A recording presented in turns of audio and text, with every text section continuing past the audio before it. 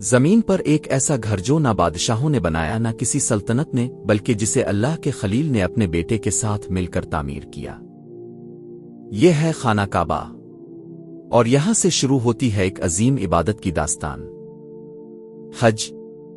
جب حضرت ابراہیم علیہ السلام کو حکم ملا کہ اپنی بیوی ہاجرہ علیہ السلام اور نومولود بیٹے حضرت اسماعیل علیہ السلام کو بے آب و گیا وادی میں چھوڑ دو، تو انہوں نے بغیر سوال کیے اللہ کے حکم کو تسلیم کیا، اور یوں وادی مکہ میں اللہ کے وعدے کا پہلا بیج بویا گیا۔ پانی کی تلاش میں حضرت ہاجرہ علیہ السلام 7 بار صفا اور مروہ کی پہاڑیوں کے درمیان دوڑتی ہے۔ یہ عمل آج بھی حج کا حصہ ہے۔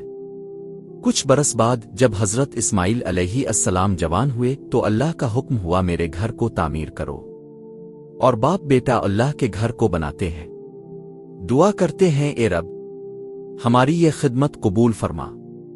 آج جو لوگ حج کرتے ہیں وہ انہی عظیم واقعات کو یاد کرتے ہیں۔ حج کی ابتدا احرام باندھنے سے ہوتی ہے، پھر حاجی مکہ میں داخل ہو کر طواف کرتے ہیں، 7 چکر اللہ کے گھر کے گرد، پھر صفا و مروہ کی سعی کرتے ہیں، بالکل ویسے جیسے ہاجرہ علیہ السلام نے کی تھی۔ پھر آتا ہے عرفات کا دن، جہاں لاکھوں حاجی ایک میدان میں سفید لباس میں صرف ایک دعا کے ساتھ کھڑے ہوتے ہیں، اللہ کی مغفرت۔ پھر حاجی رات کو مزدلفہ میں قیام کرتے ہیں اور اگلے دن منا جا کر شیطان کو کنکریاں مارتے ہیں، ایک علامت کے طور پر کہ ہم اپنے نفس، خواہشات اور شیطان کے خلاف کھڑے ہیں۔ پھر ہوتا ہے قربانی کا دن، جس میں حضرت ابراہیم علیہ السلام کی قربانی کی یاد تازہ کی جاتی ہے کہ کیسے انہوں نے اپنے بیٹے کو اللہ کی رضا کے لیے قربان کرنے کا ارادہ کیا، اور اللہ نے ان کی نیت کو قبول فرمایا۔ قربانی کے بعد ایک اور علامت جو حج کی تکمیل کی نشانی ہے، حلق۔ مرد حاجی اپنے سر کے بال منڈواتے ہیں یا چھوٹے کرواتے ہیں، اور خواتین اپنے بالوں کی ایک معمولی مقدار کاٹتی ہے۔ یہ عمل صرف ظاہری تبدیلی نہیں بلکہ ایک اعلان ہے کہ ہم نے اپنا سب کچھ اللہ کے لیے پیش کر دیا، حتیٰ کہ اپنا جسم، اپنی ظاہری پہچان بھی۔ یہ ہے عاجزی کی انتہا۔ اور جب حج کے تمام ارکان ادا ہو جاتے ہیں، حاجی اللہ کے گھر کو چھوڑنے سے پہلے ایک آخری طواف کرتے ہیں، جسے کہتے ہیں طواف وداع۔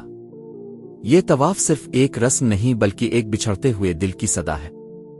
طواف وداع ایک نرمی، ایک دعا اور آنکھوں میں نمی لیے ادا کیا جاتا ہے کہ شاید دوبارہ یہ منظر، یہ سعادت نصیب ہو یا نہ ہو۔ حج صرف عبادت نہیں، یہ ایک پیغام ہے اطاعت کا، صبر کا، اتحاد کا۔ جب پوری دنیا سے لوگ ایک لباس میں ایک جگہ ایک اللہ کے سامنے جھکتے ہیں تو دل گواہی دیتا ہے، لبیک اللہم لبیک۔ اللہ ہمیں بھی حج کی سعادت نصیب فرمائے، اور ہمیں حضرت ابراہیم علیہ السلام اور ہاجرہ علیہ السلام جیسا ایمان عطا کرے۔ آمین۔